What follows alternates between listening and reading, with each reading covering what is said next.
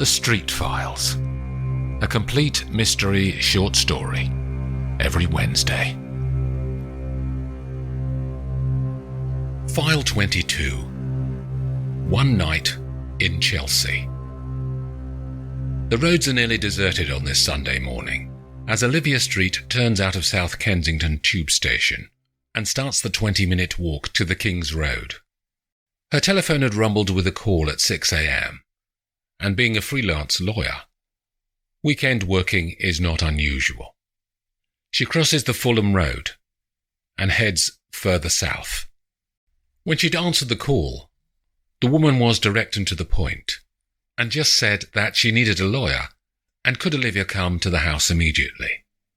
Olivia turns into Paulton's Square, one of the roads in Chelsea that contain late Georgian 4-story stuccoed houses for families of wealth. Number 58 is at one end. Olivia pulls a black lever set into a round metal plate to ring the bell when she arrives. The door opens and Olivia sees a young woman, no more than 20, she thinks, with beautifully cut brown hair and deep green eyes. "I'm Olivia Street," she says. "Grace Holland," says the woman, and she opens the door wider to let Olivia in and offers her hand to shake. They walk through the house to a lounge that has an extension of plate glass jutting out into the garden, and the woman indicates a chair for Olivia to sit on. "Thank you for coming so quickly. You sounded in urgent need on the phone. Let me tell you about my background," she says. "I'm the heiress to the Holland family. I'm the only surviving member of my generation of a once great house. I'm an only child, and when my father dies, I inherit. My mother is no longer with us." A butler appears at the door. "Some tea, please, William," she says, and he leaves without speaking. "How can I help you, Miss Holland?" "Upstairs in my bedroom there's a man. He's dead. When I woke up this morning, he wasn't breathing." "Did you call an ambulance?" "He's definitely dead. I trained in my Swiss finishing school in first aid. I wanted to get you here before calling the police," she continues, "because it looks suspicious. I'd think that I'd killed him if I was the police." "Who is he?" "An escort. I paid for his company last night." "Do you know his name?" "He calls himself Charles, but it's probably not his real name." "I need to formally ask you," says Olivia. "Do you have any involvement in his death?" "No, he was alive when we fell asleep." "I'll call the police in a moment," says Olivia. "But tell me about last night. How did you arrange to meet him?" "His clients are only a small circle of wealthy women. A girlfriend of mine gave me his details, but I know he's been booked by half a dozen of my friends.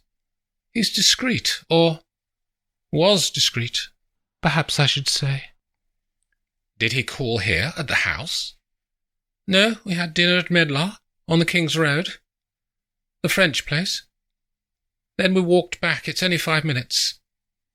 They talk on, then Olivia excuses herself and walks into the garden to make 2 calls. Firstly, she telephones a policeman who she knows, in Scotland Yard, and Inspector Mirren says he'll order forensics and drive over straight away. Secondly, she calls her daughter Poppy, who's staying with friends in Clapham. "Are you busy today?" "No, nothing planned." "Do you want to come to Chelsea? I could do with your help." Olivia outlines the facts to Poppy that Grace had just told her. They end the call, and Olivia walks back inside. "Can I go up and see him?" she says to Grace. The woman looks up from a copy of The Tatler magazine and pulls her eyebrows together. "First floor," she says. Olivia notices that Grace is oddly matter-of-fact about a dead man being in her house. She climbs the ornate gold and cream staircase to a wide landing with 3 doors off it, and a corridor running to 2 doors at the far end. Olivia walks into the master bedroom. Late Georgian paned windows give a view over the back gardens of the house. There's an ensuite bathroom on the right-hand side, and a large king-size bed along the back wall, with all white sheets, but there's no sign of a dead man. As she walks out of the room, a woman in a business suit with red hair and green eyes is in the corridor, looking nervous. "Excuse me," says Olivia. "Miss Holland has asked for my help. I'm a lawyer. Does she normally sleep in the master bedroom? She was in the blue room last night, along at the end of the corridor. William told me there's been a tragic accident." "Have you been inside the room?" says Olivia. "Only put my head in." "What's your name?" "Nell, madam. I'm Grace's assistant." "I'm talking to all of the staff, Nell. Can we chat later?" "Of course, I'll be down in the kitchens in the basement. I have an office there." The woman walks off up the stairs to the next floor, and Olivia goes to the end doors. The blue room is significantly smaller than the main bedroom. This is only 15 feet square. The man is on his back, with a duvet covering his legs. Olivia walks to the side of the bed and looks at his face. He has dark hair and is handsome. There are no marks on his body that she can see. No cuts, no blood, not even signs of a struggle. Clothing is scattered about the room, which she takes to have been discarded as they went to bed. Olivia finds the man's trousers, and there's a wallet inside, which she picks out using a glove to avoid leaving her DNA on any evidence. Inside the wallet is a driver's license. She kneels down on the floor and looks under the bed, but there's only an empty vacuum flask lying on the carpet. The sound of the bell ringing in the house is followed by the sound of boots on the stairs, after which Inspector Mirren appears in the doorway. "Forensics will be 5 minutes, he says. "Who is he? Do you know?" "He goes by the name of Charles, an escort for ladies from well-off families. But that's not his real name." She holds up the driving license. "Jake Ford, he was called." "I'll look him up," says Mirren, and he interrogates his phone. "I can see all police records on my phone now," he says. He scrolls the device. "No, nothing." "There are no signs of a struggle or any marks on his body," says Olivia. The front doorbell rings again. "That'll be forensics," he says. "Now we'll find out how he died." Olivia leaves Mirren and passes the forensics team on the stairs as they go up. When she reaches the ground level, the butler is carrying a tray with sandwiches and orange juice on it through the hallway. "William, isn't it?" she says. "Yes, madam." "I'd like your views, William. Deliver your tray, then join me if you would. What's this room here? The dining room?" She indicates a door off the hallway. "Yes, madam." She walks into the room, which has all burgundy walls, a dark mahogany table for 8, and windows onto the street outside. William returns within a minute, and they sit down on 2 of the chairs. "How long have you worked here, William?" 10 years, madam. I worked for the late Mrs. Holland until she passed away 3 years ago, and now for the young Miss Grace." "Where's the father?" "New York, mostly," he says. "The family has an apartment in the Hudson Yards area." "How often do the father and the daughter see each other?" He looks uncomfortable. "Everything you tell me is in confidence, William," she says. "Miss Grace has asked for my help, so I have a professional responsibility to protect my sources of information."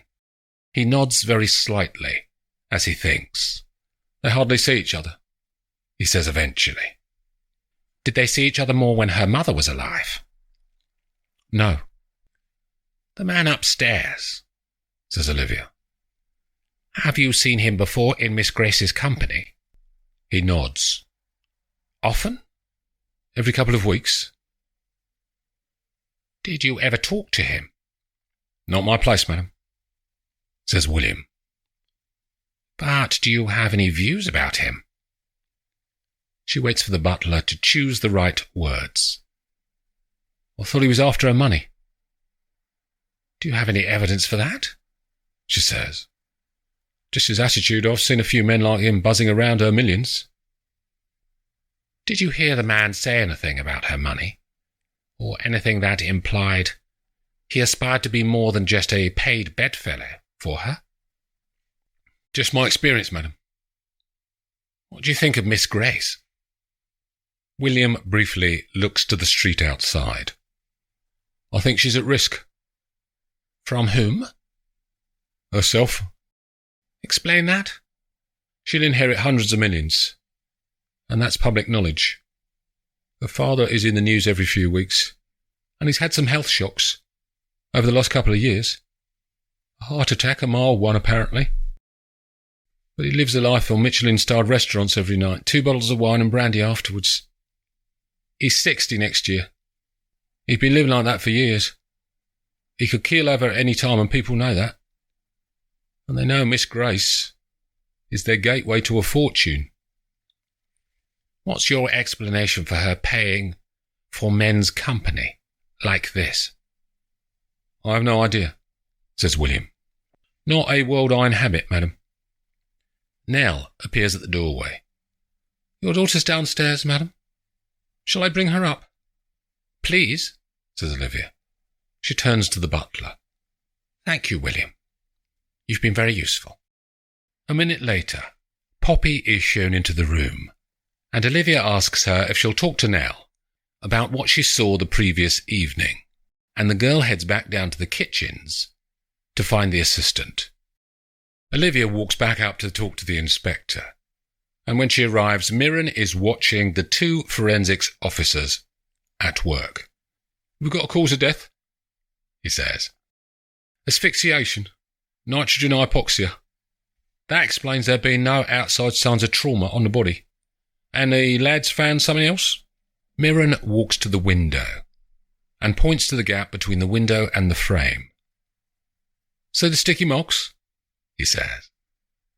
It's been taped up, says Olivia. The door too? Yeah. Someone sealed the room. Did you find the vacuum flask under the bed? She says. Not yet, says Mirren. Flask under the bed, lads. That probably held the nitrogen, but it's only a normal flask. That would have only held liquid nitrogen for 30 minutes at most. The killer would have needed to transport it to the house somehow. We should search for a double-skinned Dewar flask somewhere, unless the killer has disposed of it. I need to talk to Grace Holland, says Mirren. She's the obvious culprit. This is a planned crime, intentional murder, not manslaughter. Can we talk to her together, Inspector? Says Olivia. I don't believe she killed him. Unless she wanted to get caught. She's not nervous. Either she's innocent or has a heart made of lead. Olivia sends a text to Poppy about what the police have found. In the kitchen, Nell has made coffees, and she and Poppy carry them to the scrubbed table and sit down. You were working last night? Says Poppy. Yes, I live in the house upstairs. I've always on shift on Saturdays. It's William's day off. What do you do if Grace Holland is out of the house? Someone has to be here 24/7. Why? That's the job, says Nell. My mother was in service and her mother before her. It's what my family does. So last night, says Poppy. What time did Grace go out? 8. She walked. Cab. And when did she get back? 11:30, says Nell. She was with this bloke. Did you see them when they got back? Yes. I asked her if she needed anything, and she said no. Then what? Then they went upstairs to bed. That's why he was here, after all. She paid him to sleep with her, is that right? Nell nods in silence. Do you think that's odd? Says Poppy. It's her money. So you went up to your room after that? Nell nods again. Did you hear anything? I try not to listen. I mean unusual stuff, a fight or shouting? No. When did you learn that the bloke had died? 6 in the morning. Miss Grace knocked on my bedroom door. And what did she say? That there'd been an accident and Charles had died. And you went down to see? Yes. Poppy is beginning to feel as though this woman is not telling her everything. As Olivia and Mirren drop down the stairs, the front doorbell is ringing again, this time frantically. William appears from a door covered in green baize that leads to steps down to the kitchens. He opens the front door. The caller is a woman in her early 30s, and she walks in. She has long dark hair in a chigon, pale blue eyes, and is wearing a yellow Dior suit. Is she in, William? Lounge, madam. The woman walks away into the room without acknowledging Olivia or Mirren. Who was that, William? Maeve Castle, Miss Grace's closest friend. They follow Maeve into the lounge. Miss Holland, says the inspector. We'd like to talk to you. Can Maeve stay? Says Grace. Mirren looks at Olivia.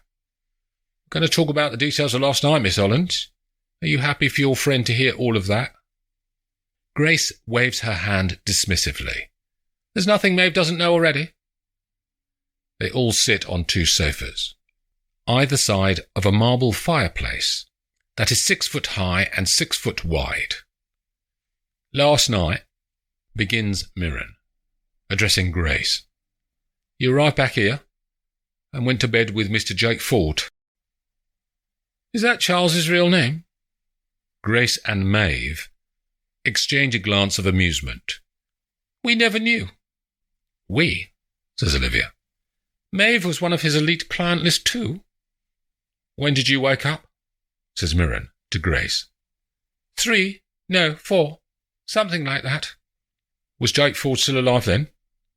No idea. I got up and went to the master bedroom to get some night clothes, then decided I wanted to sleep in there, so got into bed. He was alone in the room from about 4. Is that right? Says Olivia, and Grace nods her head. You told me that you woke up and found him. I did. I woke up, walked to the blue room, and found him. So you didn't hear anything from the time you left him to when you got back in the blue room? Says Mirren. No, apart from the usual creaking of the floor, says Grace. This house is 1837, so it never stops making noises. Was there someone walking about? Says Olivia. The staff, probably. They have to get everything ready for the morning. So if they're behind schedule, they work at night, yes. What do you know about nitrogen, Miss Holland? Grace turns the corners of her mouth down. Nothing. It's in the air, isn't it? She and Maeve exchange an amused look. Olivia turns to Maeve. When did you last see Charles? She says. Not for ages. I put a stop to it, she says. He was getting too big for his boots, to be honest. Thought he could throw his weight around. The last time I told him straight. He was just hired help. Nothing more. And what was his reaction? Anger. Ranted. Paced about the bedroom for 10 minutes. Didn't make any difference to me. No amount of Sturm and Drang is going to make a servant to the lord of the manor, is it? Olivia looks at Grace. You weren't put off by that, though. You still paid for his company. Last night was going to be the last time, says Grace. Oscar told me to stop. Oscar? Boyfriend. He's away a lot, says Grace. Works on Formula 1. Nothing important, sadly. Just a grease monkey. But he's away from March to Christmas. I fly out to see him sometimes, Monaco mostly. But Charles was a useful fill-in. In the kitchens, a woman in her 50s, with kind blue eyes and greying hair, arrives at the back door and is introduced to Poppy as Mrs. Parks, the cook. Nell has to make some flight, car and restaurant bookings for Grace, and she walks off into her office, then shuts the door. "Can I ask you about the people in the house?" says Poppy to the cook. "Come and sit here, on this tall stool, young lady," she says. "I need to make the bread for lunch." "Have you been doing this a long time?" says Poppy. "Since I was a young slip of a girl, younger than you. I left school at 16. Got a job cleaning in big houses like this one. I started helping in the kitchen, and the cook there, Mrs. Walker, taught me everything I know." "What is Grace like?" says Poppy.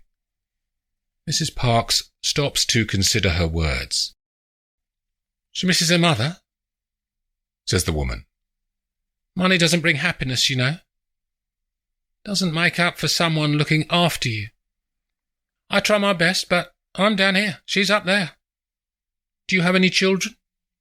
says Poppy. "Too busy looking after other people's families." Mrs. Parks smiles and continues kneading. "You know a man died, do you?" "The butler called me first thing today. Mr. Parks gets up at 5, as he's on earlies. He drives a lorry with medical supplies. We always say we're both helping people stay alive every day. I get up and make his breakfast. The butler called then. It must have been 5:30. He said this chap had expired in the Blue Room. I don't know what to think. I've never heard anything like that for 20 years. When I worked for a lord, he drank himself into an early grave." "Do you know anything about nitrogen?" says Poppy. "I use it a lot. I've got a proper container for it. Miss Grace likes the ice cream dish I do. And you serve it with the liquid nitrogen, it billows all over the table. They like that, her guests. A big show, a bit of pretence. There's nothing she likes better than a bit of pretence." "Where is your nitrogen kept?" says Poppy. "In the larder, over there." The woman nods her head towards a door along one side of the room. "Can I have a look?" "You go ahead." Poppy walks over, and Mrs. Parks calls across to her. "It's the big blue cylinder with a sealed lid. It's got Dewar written on it." Poppy walks inside and scours the shelves. When she finds the Dewar cylinder, the top seal is broken, and the lid is open. Poppy goes back and tells the cook. "Oh, really?" says Mrs. Parks. "I'll have to put another order in. Miss Grace asked me specially to get that in so she can have her ice cream. Her boyfriend, that Mr. Oscar, he's in London. He's coming to dinner tomorrow. His car racing must have had a break. He's not often here, but I saw him yesterday in the square outside. I said hello and he was friendly. I like him. He'll be good for her." In the lounge, Inspector Mirren scribbles a note from Grace's last answer to one of his questions. "You said your boyfriend Oscar asked you to stop seeing Charles," says Olivia. "Did Oscar know the basis of your arrangement with Charles, or did he think he was just another male friend?" "I have no idea," says Grace. "I wouldn't talk to him about other men. Paid for or free. How did he know about him? The staff, probably. They're always leaking. That's how reputations were ruined 100 years ago. By servants seeing everything that's going on in a big house and talking out of turn," says Grace, as William appears at the doorway. "Your daughter would like a quick word, Miss Street." Olivia stands and walks out to the hallway, where Poppy is waiting for her. "There was nitrogen in the kitchen, Mum. The cook is lovely, and she uses it for an ice cream dish," says Poppy. "But that's not all. She said she saw Grace's boyfriend, Oscar, in the square yesterday. He works in F1, but he's in London." "And what about Nell?" "Defensive, to be honest," says Poppy. "She told me nothing." The doorbell rings, and William walks out of the lounge. When he opens it, it's a man who is 6'2", with messy black hair and dark brown eyes. "Is she in, William?" "Lounge, sir." The man walks off and Olivia says to the butler, "That must be the boyfriend." "Yes, Mr. Oscar Poole, madam." Olivia and Poppy follow the man into the lounge. "Hi, Gracie." He kisses Grace on the lips. "I didn't know you were in town," she says to him, and her smile seems genuine. "This is a police inspector, Oscar." She indicates Mirren. "Nothing serious, I hope," he says, and smiles. "We're making inquiries about a fatality," says Mirren. "Have you just arrived in London, sir?" "First thing, yeah. Got into Heathrow about 5, I guess." "No, you didn't," says Poppy. "You were here yesterday." Everyone looks at Oscar. "No." He looks puzzled. "You saw the cook, Mrs. Parks, in the square. She told me 20 minutes ago." "She must have been mistaken. She is getting on." "Shall we get her up here?" says Olivia, "and hear her views?" Oscar spreads his fingers out before him to indicate openness. "It's important, sir," says Mirren. All right. Oscar's voice rises on the still air in the room. "I was here yesterday." "Why?" It's Grace. He sighs and sits down next to her. "I called William last week and asked him if you were still seeing this Charles character, and he said you were. We had a rest weekend in the F1 schedule, so I hopped on a plane on Friday." "To spy on me?" says Grace. "If I'm going out with you, I don't want you shagging other men. Yeah, call me Victorian," he says. "And did you spy on them, sir? Miss Holland and Charles?" says Mirren. "Yeah, I called Nell too. That's Grace's PA. Asked her where she'd got them a table to eat last night. So I turned up 50 minutes before their booking, and Charles was there. I sat down opposite him and gave him a piece of my mind."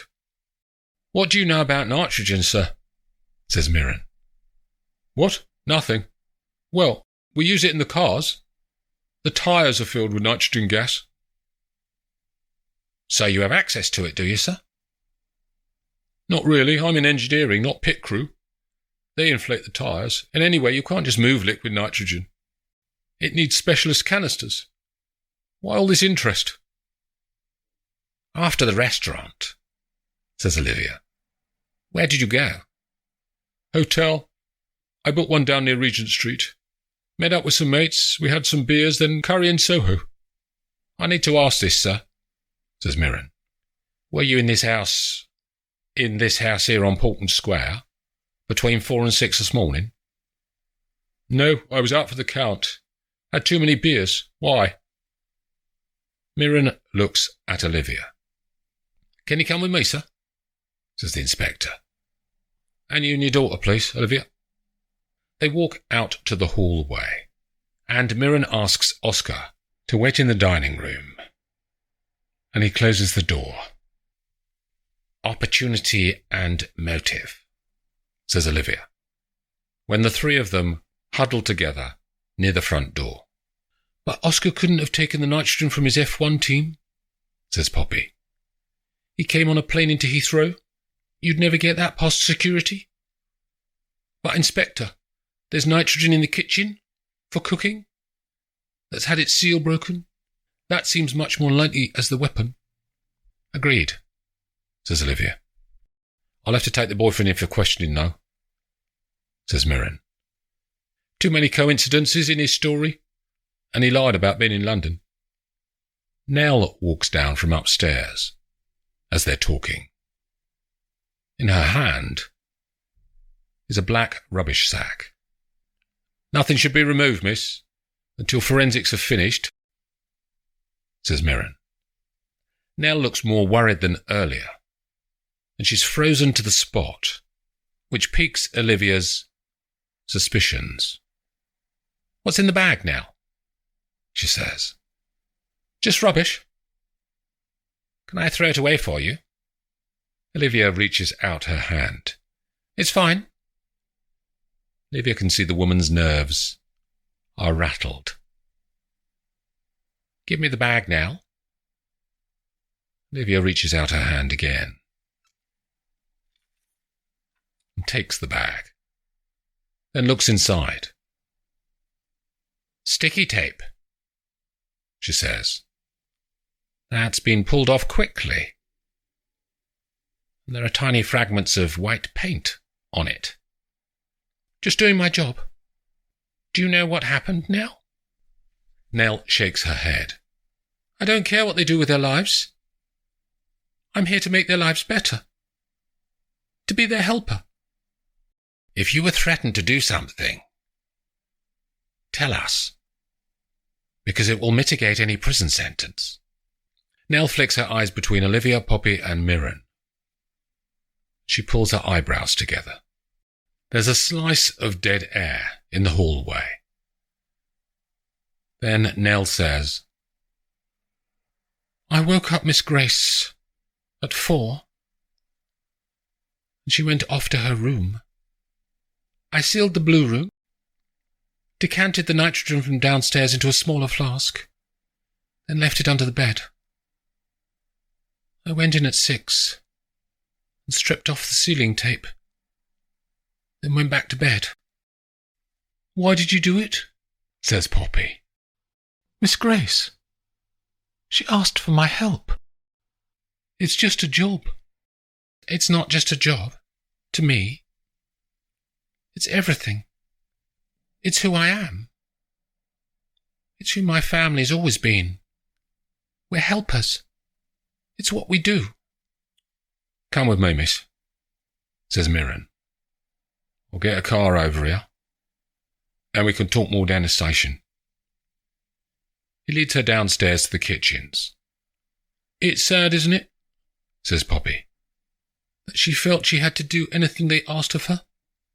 Loyalty is a very strong emotion, Poppy, once we've decided someone is worthy of our trust. Breaking that takes a lot more effort than trusting them in the first place. Are you hungry, Mum? I didn't have any breakfast. Maybe the lovely Mrs. Parks has finished her bread. Olivia smiles. Come on, she says, and they push through the green baize door and down the stairs to the kitchens. The Street Files, a complete mystery short story, every Wednesday.